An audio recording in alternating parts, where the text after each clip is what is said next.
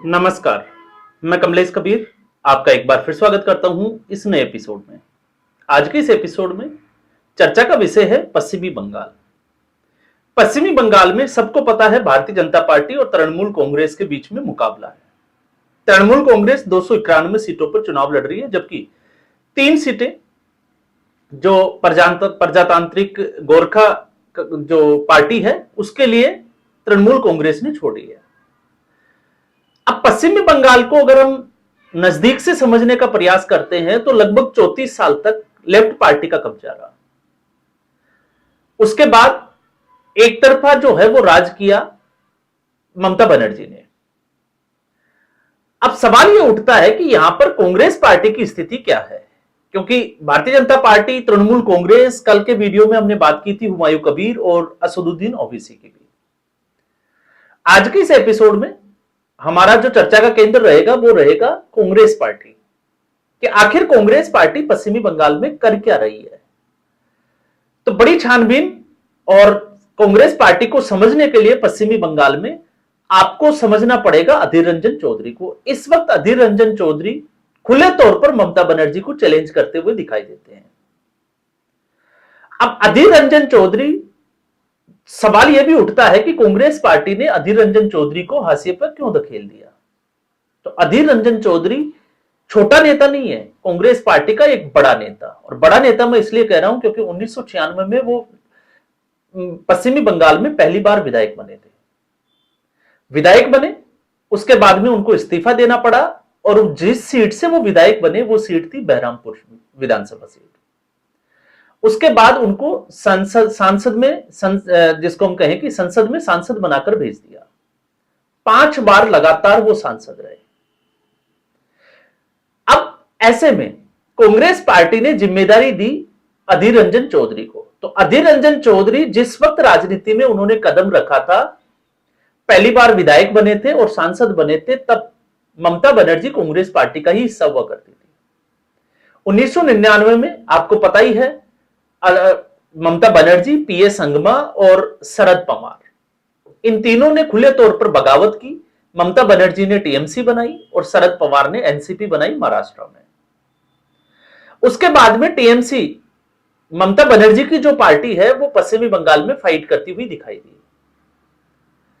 2013 में उसके बाद जो है वो सत्ता में है, 2011 के बाद।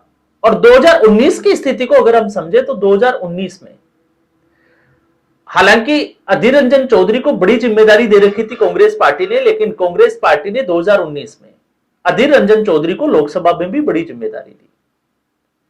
विवाद, आप राष्ट्रपति को राष्ट्रपत्नी बोलना, उस तरीके के विवाद आपने भले ही देखे हो, लेकिन 2021 के विधानसभा चुनाव में कांग्रेस पार्टी का हश्र क्या हुआ वो आपने देखा। और 2024 का लोकसभा चुनाव, तो 2024 के लोकसभा चुनाव आते आते कांग्रेस पार्टी ने अधीर रंजन चौधरी से पश्चिमी बंगाल की कमान छीनकर शुभांकर आगे जो है वो सरकार, शुभांकर सरकार को जो है वो इसका जिम्मेवारी सौंप दी। अब ऐसे में आप देखिए, अधीर रंजन चौधरी की जो बहरामपुर की सीट थी जिससे वो लगातार चुनाव जीतते आ रहे थे, टीएमसी ने एक बड़ा दाव खेला। यूसुफ पठान जो क्रिकेटर है, उनको बहरामपुर से चुनाव लड़वाया अधीर रंजन चौधरी, और अधीर रंजन चौधरी को उसके ही गढ़ में टीएमसी ने मात दी। और यही एक वजह है कि आज की इस स्थिति में जब अधीर रंजन चौधरी ये कहते हैं कि कांग्रेस पार्टी उनको जहां से चुनाव लड़ाएगी वो चुनाव लड़ने के लिए तैयार है, मतलब वो एमएलए का चुनाव लड़ने के लिए तैयार है, तो टीएमसी उनका मजाक भी उड़ा रही है। टीएमसी मजाक इसलिए उड़ा रही है क्योंकि कांग्रेस पार्टी में ही अधीर रंजन चौधरी के जो आखिरी, जिसको दिन हम कह सकते हैं कि राजनीतिक तौर पर आखिरी दिन चल रहे हैं, वो सांसें गिन रहे हैं। कितने समय के लिए वो राजनीति में है कोई अंदाजा भी नहीं लगा सकता।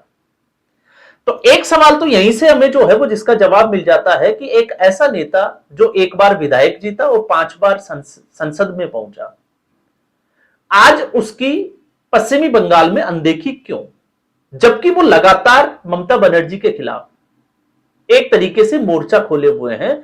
जिस तरीके से भारतीय जनता पार्टी फाइट करती हुई नजर आती है, अधीर रंजन चौधरी, कई बार तो ऐसे मौके आए जब अधीर रंजन चौधरी भारतीय जनता पार्टी से 2 कदम आगे जाकर ममता बनर्जी के ऊपर हमला बोलते हैं। और अब हम बात करते हैं अधीर रंजन चौधरी के बजाय कांग्रेस पार्टी और ममता बनर्जी की केमिस्ट्री के बारे में। आप इंडिया अलायंस की अगर हम बात करें तो इंडिया अलायंस कब बना? 2024 के लोकसभा चुनाव से पहले। सूत्रधार थे नीतीश कुमार। तो नीतीश कुमार तीसरी बैठक आते आते अपने आप को इससे दूर कर लेते हैं और वापस एनडीए में चले जाते हैं। तो इसका मतलब साफ तौर से दिखाई देता है कि कांग्रेस पार्टी कभी नहीं चाहती थी कि इंडिया गठबंधन की कमान किसी दूसरी पार्टी के हाथों में जाए। वो अपने हाथों में इसको रखना चाहती थी, क्योंकि कांग्रेस पार्टी का एक ही सपना और वो है राहुल गांधी को प्रधानमंत्री बनाना। तो ममता बनर्जी भी इसमें शामिल होती है। लेकिन अब यहां पर आप देखिए, ममता बनर्जी भारत जोड़ो यात्रा को पश्चिमी बंगाल में घुसने भी नहीं देती। एक दिन पहले अपने हाथ जो है वो वापस खींच लेती है। फिर जब हम लोकसभा चुनाव की बात करते हैं तो लोकसभा चुनाव में ममता बनर्जी सिर्फ 2 सीट देने का वादा करती है और शर्त यह रखी जाती है कि सोनिया गांधी उनसे फोन पर बात करें, और उसके बाद में कांग्रेस पार्टी को 2 सीट भी नहीं देती है। तो कांग्रेस पार्टी एक तरीके से खाता भी नहीं खुलता है, उसकी संख्या 0 रह जाती है। अब उसके बाद में सवाल यह उठता है कि 2024 से लेकर 2026 तक 2 साल में कांग्रेस पार्टी ने संगठन स्तर पर क्या किया? क्योंकि जब हम कांग्रेस पार्टी की तुलना भारतीय जनता पार्टी से करते हैं तो एक चीज जो है वो समझ में आती है कि इन दोनों पार्टियों में फर्क क्या है। तो भारतीय जनता पार्टी ने पिछले चुनावों से सबक लेते हुए इस बार केंद्रीय नेताओं के हाथ में कमान देने के बजाय स्थानीय नेताओं पर ज्यादा भरोसा दिखाया। तो आपने देखा जिस तरीके से शुभेंदु अधिकारी और शुभेंदु अधिकारी के साथ साथ दूसरे जो है वो जगन्नाथ सरकार, उनको जो है वो सारा इस पूरे चुनाव की जो मैनेजमेंट है उसकी जिम्मेवारी दे रखी है। सबको जो है वो डिवाइड कर रखा है। जो अमित शाह चुनाव होने से पहले किसी भी राज्य में चुनाव हो वो उस राज्य में जाकर जो है वो डेरा डाल लेते थे, इस बार ऐसा नहीं किया। और पिछले ही चुनाव से सबक लेते हुए भारतीय जनता पार्टी ने, हम ये कह सकते हैं कि इस बार जो 2 सीटें थी जो 2 विधानसभा क्षेत्र, बड़े विधानसभा क्षेत्र, एक रानाघाट, जहां पर इससे पहले अमित शाह चुनाव में डेरा डाल चुके हैं, इस बार ऐसा वहां पर नहीं किया गया। तो अमित शाह वहां नहीं जा रहे। हालांकि यह कह सकते हैं कि स्टार प्रचारकों की लिस्ट में प्रधानमंत्री नरेंद्र मोदी, अमित शाह, योगी आदित्यनाथ और हेमंता बिस्वा शर्मा की डिमांड वो आप साफ तौर से देख सकते हैं। तो चुनावी कैंपेन रैलियों की जो है वो स्टार प्रचारक के रूप में ये लोग जिम्मेवारी संभालेंगे। इसके अलावा चाहे वो रानाघाट हो या फिर मेदिनीपुर हो, तो रानाघाट से जिससे लगभग जो है वो विधानसभा की 7 से 8 सीट आती है, उसकी जिम्मेदारी है जगन्नाथ सरकार को। यह दिखाता है कि पिछले चुनावों से भारतीय जनता पार्टी ने, क्योंकि भारतीय जनता पार्टी के जितने भी जो नेता है उसके ऊपर आपने देखा ममता बनर्जी ने अभी लेटेस्ट अगर आप देखोगे तो एक प्रधानमंत्री नरेंद्र मोदी के ऊपर हमला बोला कि वो घुसपैठिए हैं। तो बाहरी पार्टी होने का दावा करती है टीएमसी। उसकी काट निकालने के लिए भारतीय जनता पार्टी ने, भले ही शुभेंदु अधिकारी इससे पहले टीएमसी में हो, लेकिन शुभेंदु अधिकारी लगातार जो है वो भारतीय जनता पार्टी ने शुभेंदु अधिकारी को जिम्मेवारी दी। और इससे पहले तो आपने देखा ही था नंदीग्राम, और इस बार शुभेंदु अधिकारी ने 2 कदम आगे चलते हुए जिम्मेवारी ली है भवानीपुर सीट से, जहां से ममता बनर्जी चुनाव लड़ रही है।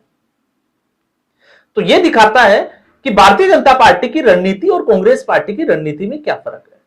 इसके अलावा अगर आप देखोगे तो भारतीय जनता पार्टी इससे पहले ममता बनर्जी के ऊपर हमलावर थी, और ममता बनर्जी बंगाली अस्मिता को, या जिसको कहते हैं कि माटी मानुस, उसकी बात करती थी और उसको जोड़कर देखती थी टीएमसी के साथ, पश्चिमी बंगाल के मतदाताओं के साथ। भारतीय जनता पार्टी ने इस बार ममता बनर्जी को पकड़ के रखा है स्थानीय मुद्दों के ऊपर। भारतीय जनता पार्टी की रणनीति स्पष्ट है कि जब भी बंगाली अस्मिता की बात आएगी, महिला होने के नाते ममता बनर्जी ज्यादा एग्रेसिव नजर आएगी। इसलिए स्थानीय मुद्दों पर, स्थानीय मुद्दे जैसे चाहे वो जो है वो हिंदुओं के प्लान का हो, इसके अलावा जिसको हम कहें कि हत्याओं का हो, क्राइम को लेकर हम बात कर सकते हैं, जिस तरीके से आरजीकर मेडिकल कॉलेज का मामला हो, इन सबको पकड़कर, और उसमें भी एक और जिसको हम कहें कि आगे बढ़कर भ्रष्टाचार। तो भारतीय जनता पार्टी ने सिर्फ इसके आसपास जो है वो रणनीति बनाई है और उलझा कर रखा हुआ है ममता बनर्जी को, और साथ में आपको यह भी नहीं भूलना चाहिए कि भवानीपुर से शुभेंदु अधिकारी को उतारकर ममता बनर्जी को स्पष्ट तौर से एक सीट तक सीमित करने का प्रयास भी भारतीय जनता पार्टी कर रही है। तो भारतीय जनता पार्टी ने अपनी रणनीति में साफ तौर से दिखा दिया कि वो किस तरीके से फाइट कर रही है। अब आप इसके उलट कांग्रेस पार्टी को देखिए और तृणमूल कांग्रेस को देखिए। तो कांग्रेस पार्टी जिस तरीके से वो अपनी पुरानी अदावत, जिसको हम कहें तो पुरानी अदावत में इसलिए कह रहा हूं, दिल्ली के विधानसभा चुनाव में, वहां पर भी, हरियाणा के विधानसभा चुनाव में भी, और जो आंशिक सफलता मिली थी लोकसभा चुनाव में 2024 के 99 सीटें कांग्रेस पार्टी की हो गई थी, उसके बाद से हरियाणा के विधानसभा चुनाव में अगर कांग्रेस पार्टी आम आदमी पार्टी के साथ गठबंधन करती तो शायद स्थिति कुछ अलग हो सकती थी। आज आप और हम शायद जो है वो अलग तरीके से बात कर रहे होते कांग्रेस पार्टी के लिए, लेकिन आम आदमी पार्टी के, मतलब जिसको हम कहें कि अथक प्रयास के बावजूद कांग्रेस पार्टी ने अकेले चुनाव लड़ना मुनासिब समझा, क्योंकि कांग्रेस पार्टी को पता था कि आम आदमी पार्टी जिस स्टेट में पनपी है उसने कांग्रेस पार्टी के वोट बैंक को खाया है, चाहे वो दिल्ली हो, पंजाब हो या फिर हरियाणा हो। तो वो आम आदमी पार्टी को ऊपर आते हुए देखना ही नहीं चाहती थी। और कारण क्या हुआ कि हरियाणा में भारतीय जनता पार्टी की सरकार रिपीट हो जाती है तीसरी बार। अब हम आते हैं दिल्ली का विधानसभा चुनाव। दिल्ली का विधानसभा चुनाव, जहां इंडिया अलायंस में लोकसभा के चुनाव आम आदमी पार्टी और कांग्रेस पार्टी 7 चुनाव लड़ी, भले ही वो 7 सीटें हार गई हो, लेकिन दिल्ली के विधानसभा चुनाव में भी कांग्रेस पार्टी ने अकेले चुनाव लड़ने का फैसला किया। तो उसका नतीजा आपने देखा, कांग्रेस पार्टी कहां है और आम आदमी पार्टी। अब आप आ जाइए बिहार के चुनाव में, और हर बार जो है वो हम एक ही निर्णय की स्थिति में पहुंचते हैं कि कांग्रेस पार्टी को यह लगता है कि, और यह सच्चाई भी है कि इस देश में 2 ही राष्ट्रीय पार्टी है, एक भारतीय जनता पार्टी और दूसरी कांग्रेस पार्टी। अब भारतीय जनता पार्टी, और जब केंद्र की बारी आती है, लोकसभा के चुनाव की बारी आती है, तो लोगों के इस मन में सिर्फ एक ही विकल्प होना चाहिए, वो है कांग्रेस पार्टी। और कांग्रेस पार्टी कब रहेगी? जब क्षेत्रीय दल कमजोर होंगे। तो बिहार में भले ही राहुल गांधी साथ लड़ते हुए दिखाई दिए, लेकिन अंदर से या हम कहें कि कांग्रेस पार्टी मन से चुनाव लड़ रही थी आरजेडी के साथ।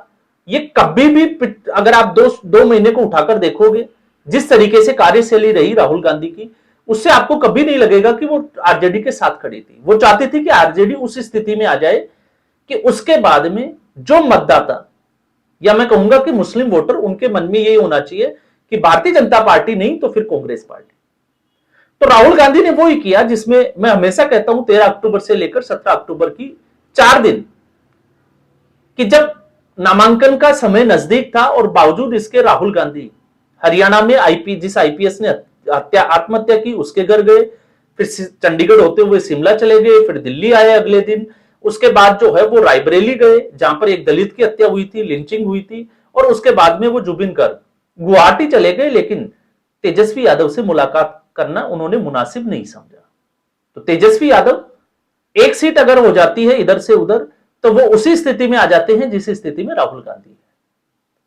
तो इस चुनाव में ये हम इसलिए कह रहे हैं क्योंकि कांग्रेस पार्टी, टीएमसी भले ही जो सत्ता में है, जो भारतीय जनता पार्टी जिसके साथ फाइट में है, वो पार्टी 291 सीटों पर चुनाव लड़ रही है, और कांग्रेस पार्टी जिसका संगठन के स्तर पर पश्चिमी बंगाल में कुछ नहीं है, बड़े नेताओं का जमावड़ा नहीं है, कोई जाकर पश्चिमी बंगाल को संभालने वाला नहीं है, उस पश्चिमी बंगाल में 294 सीटों पर चुनाव लड़ने की बात कर रही है। जबकि अगर आप देखोगे तो कांग्रेस पार्टी का जो वोट बैंक, अगर आप जिसको कांग्रेस पार्टी की स्थिति से समझ सकते हैं, वो है मुर्शिदाबाद और मालदा, जहां पे कांग्रेस पार्टी कुछ हद तक हम कह सकते हैं कि उसका वोट बैंक है। लेकिन सवाल यह है कि वहां पर कांग्रेस पार्टी कर क्या रही है। तो अधीर रंजन चौधरी भले ही हाशिए पर जो है वो धकेल दिए गए हो, लेकिन आज भी टीएमसी के खिलाफ, ममता बनर्जी के खिलाफ मोर्चा खोले हुए हैं, जबकि इसके अलावा राहुल गांधी की पूरी कांग्रेस पार्टी शांत बैठी है। तो आज के एपिसोड में बस इतना ही। उम्मीद करूंगा वीडियो एपिसोड आपको पसंद आया होगा। वीडियो को लाइक करें, शेयर करें, चैनल जरूर सब्सक्राइब करें। धन्यवाद।